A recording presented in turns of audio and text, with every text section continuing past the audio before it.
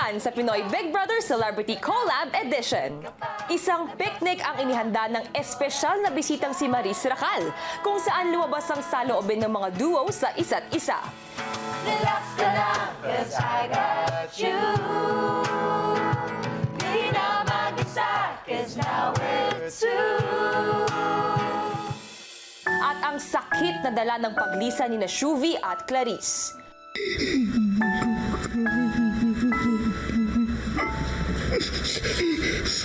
Naramdaman ko po yung comfort ng nanay kaya tiklop kaya sobrang Ngayong gabi, patuloy ang hinagpis ng lahat sa pag-alis ng mga kasama. Kuya, posible po ba makapagpalit sa akin ng spot si ate ko lang? At abangan ang pagdating ng 10 susubok sa kanila, ang Duo Challengers. Lahat ng yan dito lang sa Pinoy Big Brother Celebrity Collab Edition. Matapos ang pag-alis ni na Shuvi at Clarice, si AZ na patuloy sa pag-iyak, dinamayan ng malapit na kaibigang si Ralph. I'm sorry. Pumunta. CR mo na ako.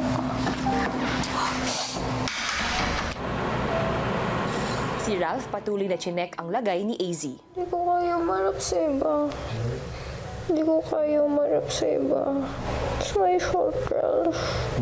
It's my fault. Come, let's talk about it outside.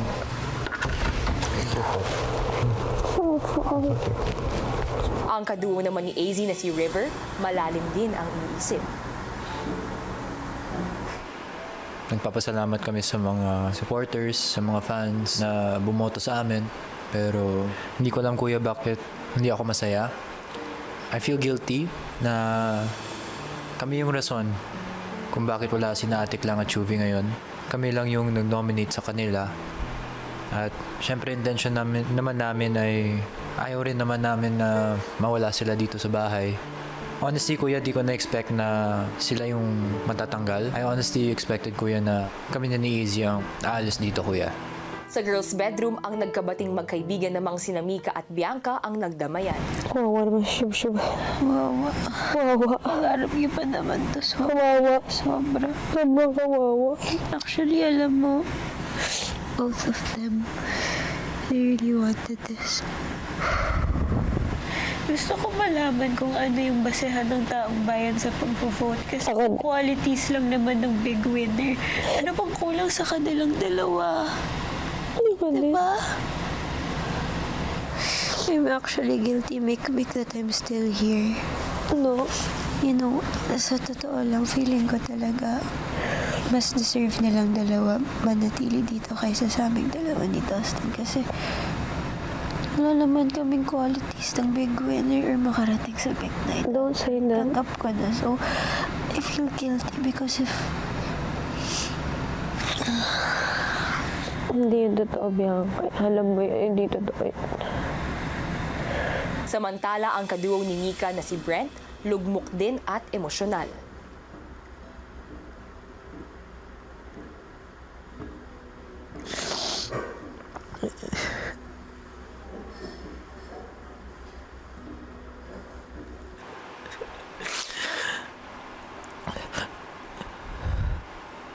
Kuya, posible po ba makapagpalit sa akin ng spot si ate ko lang? Posible po ba yun? Magkasundo naman po sila ni Mika, kuya. Sa tingin ko po, maintindihan naman ni Mika, kuya. Anong dahilan? Bakit yan ang nasa isip mo? Isip ko lang, hindi ko kasi until na maintindihan paano nangyari yun. Parang deserve po nila Atik lang, Shuvi yung spot dito sa bahay niyo. And siyempre for Shuvi, wala naman po magagawa kasi hindi naman ako kapuso. Yung pwede ko lang gawin sa kanya is be a friend to her, kuya, and hindi ko din naman magagawa yun habang nasa loob ako. So, yun ang naisip kong paraan. I think, kuya, more than that talaga, yung naisip ko lang talaga, kaya until now, siguro, anda lang namin mag-away-away. Malaking rason talaga is si Atik lang. Ang galing talaga niya kaming pagsama-samahin, kumbaga. Laking parte niya sa amin lahat. Naunawaan ko, Brett, na hindi madali na mawalay sa isang tao na malapit sa iyo. Ngunit sa isang banda, ikaw na rin ang nagsabi na si Clarice, maraming na ibabahagi sa inyo. Maraming nagagawa sa inyo. Ibig sabihin, marami kayo natutunan sa kanya. Marahil, ito na yung pagkakataon para patunayan sa kanya na talagang meron nga siyang nagawa para sa inyo. I'll make her proud, Kuya. I promise. I'm praying na yung pagmamahal na nabigay niya sa amin dito bumalik sa kanya ng tenfold, Kuya. As in, sana. Kasi grabe, ibang klaseng tao, Kuya. Madalang ka lang makakilala ng ganun. Swerte ko, nabigyan ako ng ganun pagkakataon, Kuya. Samantala si Bianca, nagbahagi naman ng saloobin kay Dustin. Sa kanya naman marami nagmamahal sa akin. Ako lang.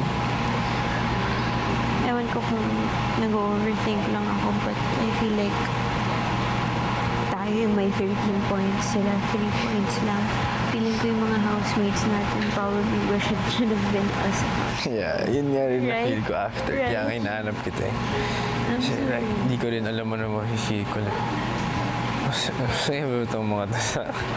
Kasi, bro, for time being nominated, wala na akong ibang ma-feel kundi alam ko na sa lahat ng tao ayaw nila ako.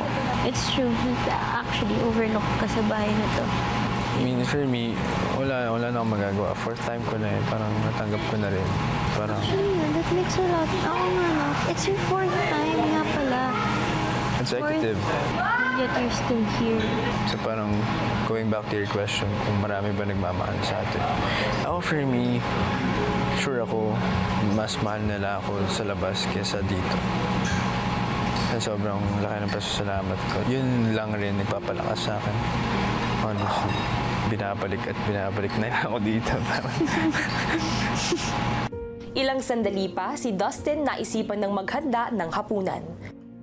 Wala tayong dinner eh. Wala tayong dinner. Wala na sila, si Ate Klang. Wala na magluluto sa amin. Nag-initiate na lang rin talaga ako magluto. Ito. Pwede ito sayote at saka beef. Kunin natin ito, pechay. Na ma-honor ko rin si Ate Klang by cooking. Tapos yung ingredients niya, yun yung sinunod ko. Gusto ba sabaw? Sabaw na lang natin para madami. Kuya, lagi ako nagtatanong sa kanya kung paano niya niluluto yung mga ulam namin kasi sobrang sarap. Tinry ko lang alalahanin. Wala sa? Sarap. Kulang sa sabaw, no? Kasya kaya sa atin to? Lagyan pa natin sa baw. Matapos magluto, si Mika naman ang naghati ng pagkain ng lahat.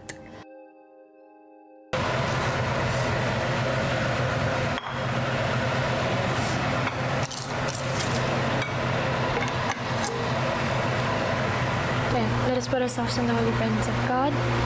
Lord, thank you so much for bringing us at this table. Lord, thank you so much. Lord, I want to pray for Ate Klang and Ate Shuvi. Pray that you protect them and bless them and give them a lot of work din po talaga outside, Lord. And I hope that they feel the love that we have for them, oh Lord.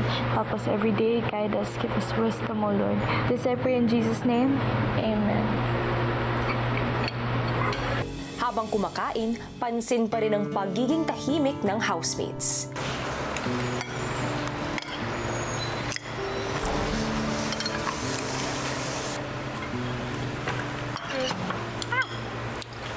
Good. Siyempre, si Ate Klang, siya lagi yung nagluluto para sa amin. But besides that, Kuya, the energy that Ate Klang and Shuvi bring to this house is different, Kuya. Matapos kumain, sina Klang at Shuvi pa rin ang usapan ng housemates. Hindi naman tayo siguro OA. Kasi grabe yung foundation niya dito sa bahay. Ano sa Ate Klang? Grabe yung binigay niya dito sa bahay. Kung tayo magiging ganito ka-healthy, yung relationship ng isa't isa kung wala yun. with her. Wala naman, so sure she's... Philippine staple na yung Clarice de Guzman. Isipin na lang, 2 weeks. So sure, for sure. Kailangan niya lang magpa-roots. Tutulong-tulong na ako sa pagluluto, Pinamis ko yun sa kanya. Same. Yung mga anak na yun. Mga anak ko. Konti na lang yan. Mas masasaya ako pag magiging challenger siya. Feeling ko hindi nagagawin yun. Ilang sandali pa, bago matulog, si Brent na ikwento kay Mika ang usapan nila ni Kuya tungkol sa pakikipagpalit ng kanyang slot para kay Clarice. Like, alam ko balak sabihan din kaya ka. Kaya ako mo naman sinabi kasi duhutan di ba? Exactly. And ako naman, kasi ako pa naman finaling decision ko. Feel ko muna at that moment na tsukot ng kilob na ito yung feel kong istong gawad. Naintindihan ko. Pero syempre, masakit mo rin. Naayaka pa, like, ay ko nag-ask permission. Manda. Awa. Pinbuing Exactly. decision ko. Oh, sorry. Sorry kung... na ako kilob. Gets ko naman, pero you can't take it against me na... I'm not taking it against you. I was just upset. Wow. Bookmark, bro. Good night. Oh. Sa unang umagang evicted na sina Clarice at Shuvi, If just for a minute I'd fall asleep and not dream about you. Morning, y'all. I hate to admit it, I'm out of ideas, I don't know what to do.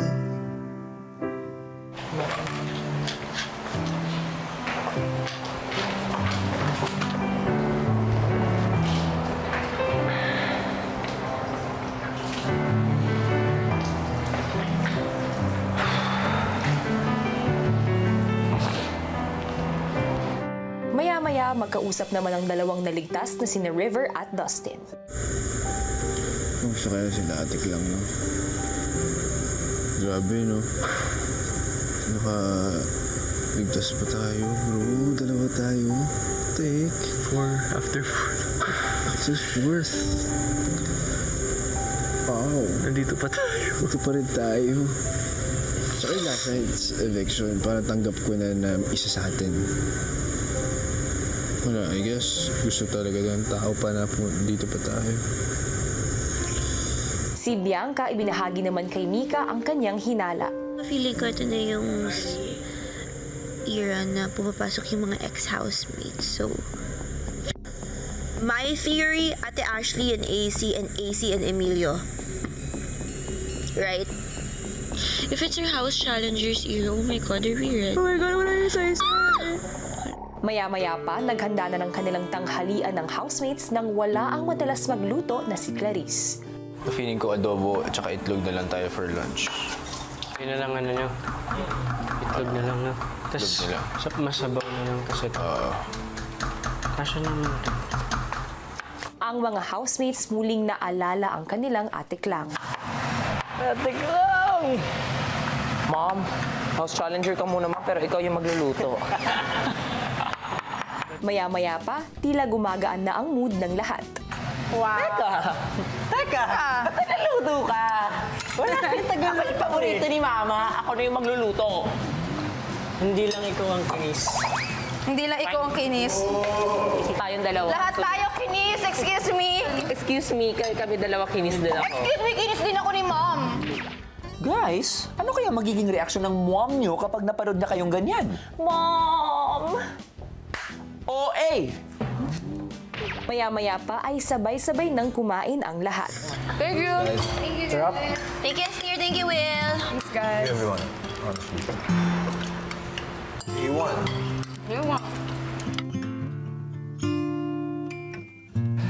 Miss Manila ang mga lumabas na kasamang sina Shuvi at Clarice ay muling bumabangon at handa ng muling lumaban sa kanilang mga nalalabing araw ang ating mga natitirang duo sa loob ng bahay ni Kuya. Pero handa na nga kaya sila sa mga paparating na twist ni Big Brother? Yan ang dapat nating tutukan. Magandang gabi sa lahat ng mga kapamilya at kapuso natin. At hello sa lahat na nakatutok all over the world! Ganoon na nga nga yun. Malapit na nga natin makilala ang ating Big Four duos na aabot hanggang sa Big Night. At gaya ng hinala ng ilan sa mga housemates, ay paparating na nga rin ang duo challengers ni Kuya na hahamon sa mga natitirang duos. Ano nga kaya ang magiging papel nila na may kinalaman sa paghirang ng Big Four? Narito ang kwento. Sa confession room nga ay kausap na ni Kuya ang 10 individual na magbabalik bahay para sa isang espesyal na misyon. Oh my God! Kuya!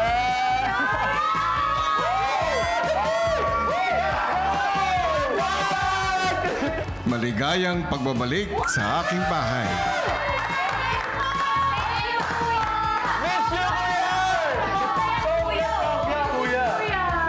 Sige, magkamustahan nga tayo. Kumusta? Kuya, actually, paglabas ko dito sa bahay nyo, sobrang daming blessings po talagang dumating.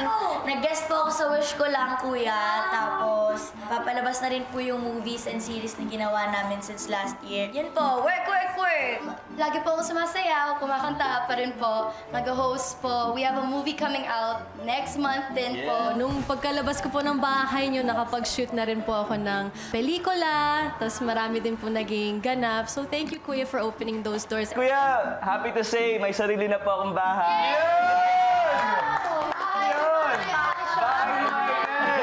Sobrang sayo po kasi ipapalabas na po ang una kong lead series sa I1 po. It's called Love at First Spike. I'm and part of the lead sa isang show called Maka sa GMA po yan. Sobrang grateful din ako kasi dati nakikilala ako sa character roles ko. Sa ibang pangalan ngayon, nakilala na ako as Vince. So, grabe din talaga yung open opportunity sa bahay niyo po, Kuya. Kinamusta rin ni Kuya ang kalalabas lang na sina Shuvi at Clarice. Grabe na tong bahay talaga. Kuya, kaya po ako lumabas para po mag-promote ng Sangre Encantadia Chronicles po, Kuya. Malapit na po yan. Sana po manood ka din po, Kuya. Kasi medyo mahirap yung ginagawa ko ng Kuya. Pero dahil sa'yo, Kuya, naging better po ako. Talagang hindi ko po alam kung saan po ako pupulutin kung hindi talaga ako nanggaling sa inyo. And syempre naman, Grabe na, Kuya Roots, kung hindi ko pa napapalagyan, binawag mo ulit ako. Nakapila na ako sa salon eh. Tuwa-tuwa po ko, grabe Kuya, tarang laruan na pala ako ng sambayanan. Wala akong kaalaman. Oo nga, Kuya! Dati ko na palang anak, Kuya, sa labas. And sobrang saya, Kuya. Ang saya ng pakiramdam na ganun na pala ang influence namin sa labas, Kuya. Ang dami palang nasiyahan sa amin, Kuya. natutuwa naman ako sa... Thank you, Kuya. Una, dahil napaunlakan nyo kayong lahat ng aking imbitasyon. May dahilan kung bakit ko kayo inimbitahan. Sa muli ninyong pagbalik sa aking bahay, isang napakahalagang misyon ang nag-aantay para sa inyo. Kayo ay magiging mga duo challengers. Duo din! Bilang mga duo challengers, sila ang kikilatis at susubok sa mga final duos. Lihim nilang oobserbahan ang mga housemates upang malaman ang tunay nilang nararamdaman kapag walang nakakakita. Haharapin din nila ang mga housemates sa mga hamon na susubok sa kanilang galing at paninindigan. At ilalagay nila ang mga housemates sa mga sitwasyong hindi komportable upang lumabas ang tunay nilang pagkatao. Dahil sa huli, isang mabigat na tungkulin ang kailangan gawin ng mga duo challengers. Dahil sa dulo ng inyong pananatili dito sa bahay ko, ang bawat isa sa inyo ay pipili ng isang final duo na pinaniniwalaan ninyong karapat-dapat maging bahagi ng Big Four. At kung sino man ang makakakuha ng pinakamaraming boto ay ang unang duo na mapapabilang sa aking Big Four. Power talaga. Power nga. Sa kanilang pagbabalik sa loob ng bahay ni Kuya, mananatili ang mga duo challengers sa isang secret headquarters kung saan dito nila palihim na obserbahan ang mga kilos at pinag-uusapan ng mga final duos. Dito rin nila pag-uusapan ang kanilang magiging misyon. last 5 na sila, dapat ipakita nila yung totoong drive nila. Yeah. I think that's what we should really get out, na parang, there's no more playing safe. I think you guys are the last 5. Yeah. Only one will get evicted, then big 4 na eh. So Yeah. dapat talagang, and it's only fair kasi ang lala nung kailangan natin gawin na pipili tayo ng big 4, that's such a huge task. So ang criteria natin so far is drive Deserving. and deserving. An example sa lahat. An example sa Like, lahat. for example.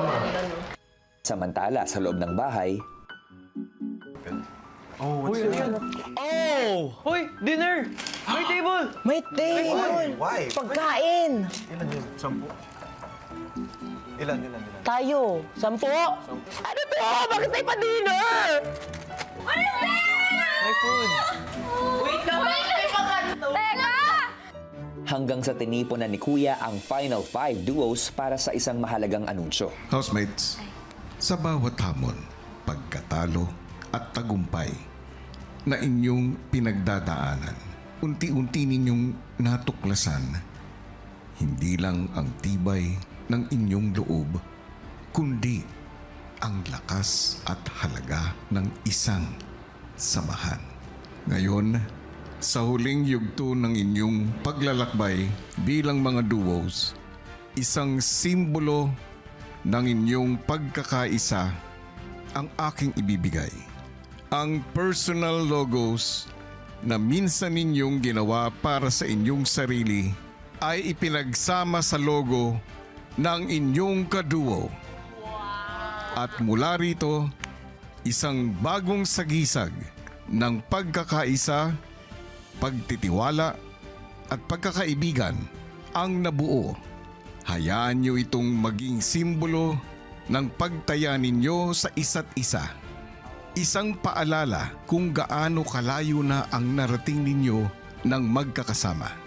Housemates, ito ang final duo logo. Rawi.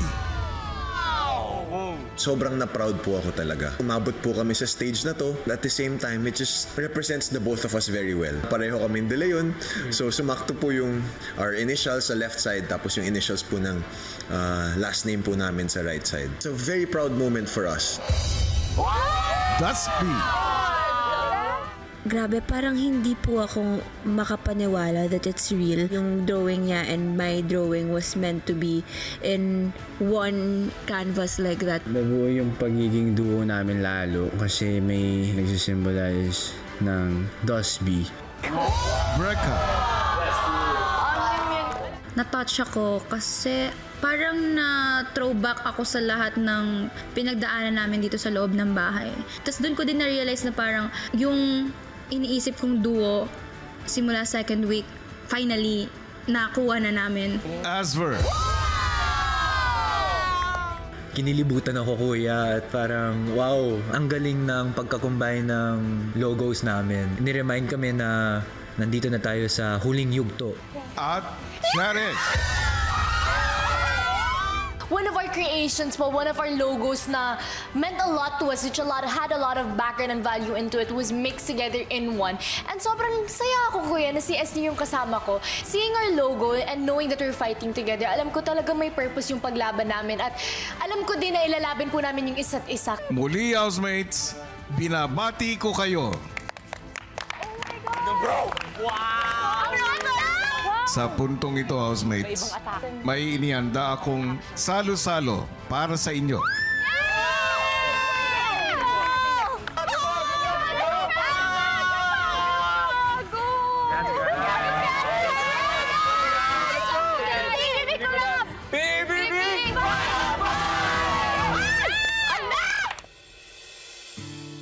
Sa pagsisimula ng salo-salo ng housemates, nagsimula na rin ang duo challengers sa pagkilatis sa bawat natirang duo. Ready? Yes. Cheers! 2, 1, cheers! Thank you, Kuya. Wow! Ralph and Will. Yeah. Ralph and Will, I'm proud that they're competitive. Sobrang galing talaga niya. Yeah, sa task. Saka pinag-combine sila na parehong magaling. Oo. I think yung competitiveness nila should be against it. Because they're in the final stages now. Si Will also is actually a huge character development since so young. For me, si Will ang pinaka-character development since being one of competition because everyone underestimated him in competition. Oh, AZ and River. AZ and River. River, lumaban ka! Ay! Gusto ko siyang makitang mas may... Tapang pa. Parang medyo hindi rin na parang hindi daw big winner material kapag giving na give. Pero di ba parang set as an example yun na selfless. Pero dapat may balance. Gets ko naman pwede hindi siya nakikitaan ng drive. No, I want River to know that he is just as deserving as the other housemates. Na hindi niya kailangan i-sacrifice yung sarili niya lagi. Parang na-prove niya na talaga sa buong mundo. He's a nice guy. With AZ ba? Ako aminin ko yung emotions niya, I never saw it as a wrong way. I don't think that should be a reason to go against her. I'm not trying to defend AC pero mabait lang talaga si AC and ang dami niya na kasi pinagdadaanan na emotions. For me lang, when I had like a off feeling about her, kinausap ko siya about it. And after I talked to her about it, she kinda used it against me that I became an insensitive person. That was never my intention. As in, kinausap ko lang kasi gusto ko lang i-voice out. But for me lang, it's okay to be emotional. Pero like, I also kind of understand siguro yung mga reason na binigay nila kay AZ. Kasi like, as a celebrity, she should know how to handle rejections, criticism, and judgment in a professional way. Like, what if she's already in the outside world? Sobrang daming bashing. O kaya nasa taping siya, napagalitan siya ng director or like a veteran, iiyak na lang ba siya agad? Kinakain siya eh. Kailangan niya din tulungan sa ilip. Yes, exactly. At hindi naman pwedeng may Ralph lagi dyan na ibibaby siya para anuhin siya. So parang dun lang ako na, kaya siguro yung emotions yung ginawang reason for her. Sa pagpapatuloy ng usapan ng Duo Challengers, sunod naman nilang binigyang pansin sina Brent at Mika. Mika is smart. Alam niya yung ginagawa niya and alam niya yung reason kung bakit siya nandito. Though, again, I can't say that I really know Mika, but I feel comfortable around her. But then again, the whispers around, I know na parang I wanna get to know her more in a deeper level. With Brent naman, actually si Brent, I feel like he has the maturity also. Sobrang tahimik na. Exactly, oo. Napansin ko kay siya, he's an observer and listens. He's good at observing. Yeah. Like, hindi sila magpapadala sa nangyayari sa environment. If that's the case, is that considered big winner material? That's personality, that's them so be it, right? But we're talking about the face of the season, technically, as winners. Charlie Esnier. Sharon Esnier.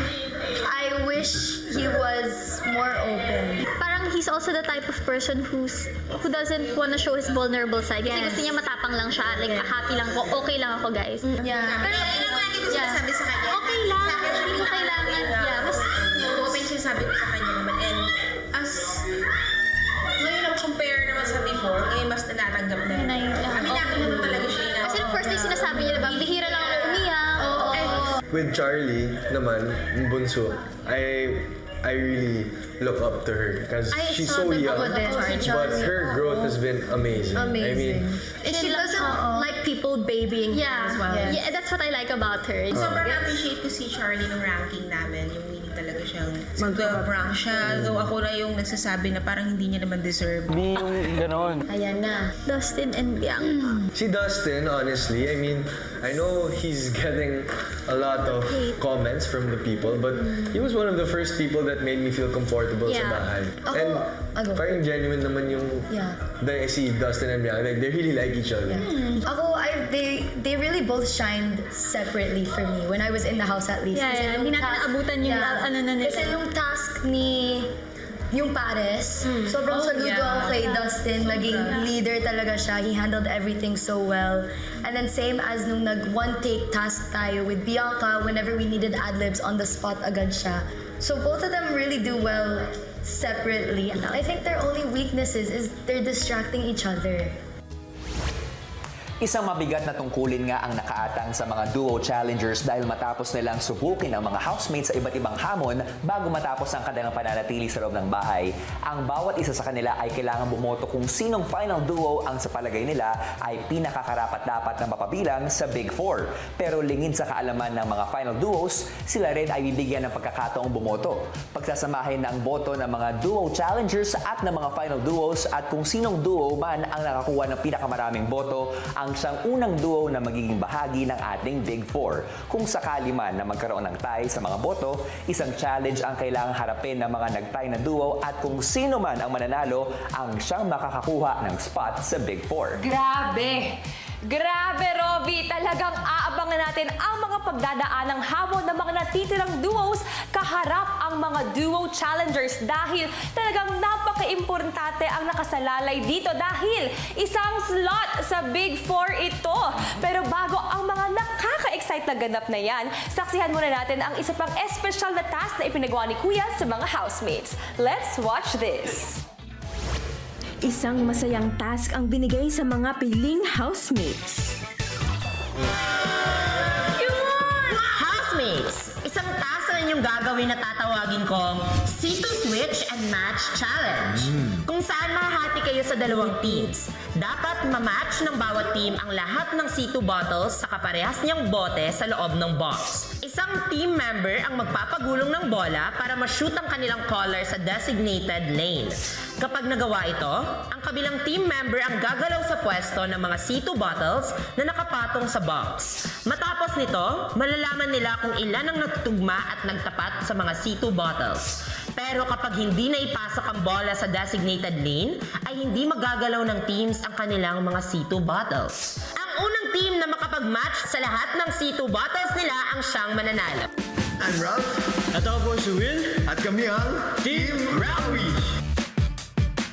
Sobrang cool! Sobrang clean! Love you, C2! Hi, I'm Charlie. Hi, I'm Esmir. At kami ang Charette! To see is to believe. To see, to sarap! Sobrang atake ng mga bagong flavors ng C2 natin, Kuya. Kasi dito sobrang nakatulong po siya sa amin. Dito sa mga task po namin, Kuya. Nakaka-relax po kami, Kuya, because of the C2. At nang handa na ang lahat, nagsimula na ang C2 Switch and Match Challenge.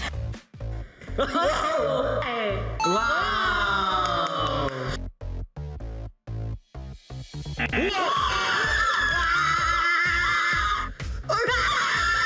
Ganyan tayo, ganyan.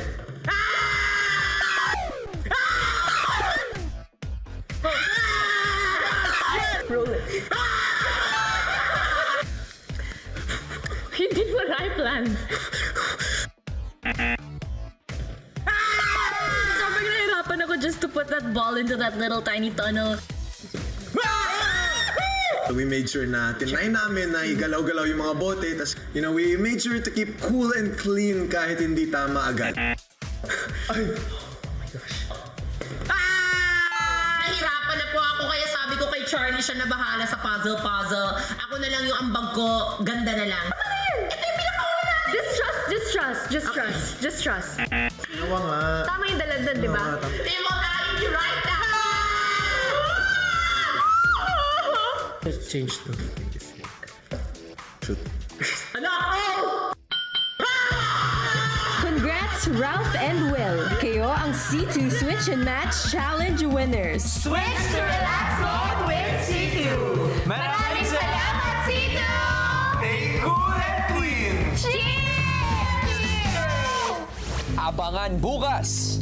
Forever din. Pero pwede mix of both. Oh my God! Kamusta na ba kayo? Mentally, yung totoo, huwag na tayong mag-ano dito ng day one na. Who you guys think is deserving to be part of the Big Four? Secret. Secret? Bakit secret? Natatakot ka ba? Nasa dulo na tayo na we're playing safe. Kaya harap kayo sa isang series ng paligsahan na susubok sa inyong galing, diskarte at determinasyon. Para dito, isang grupo ang inyong makakatapat at makakalaban. At sila ay ang lahat ng mga dati nyong housemates na bumisita sa inyong salo-salo.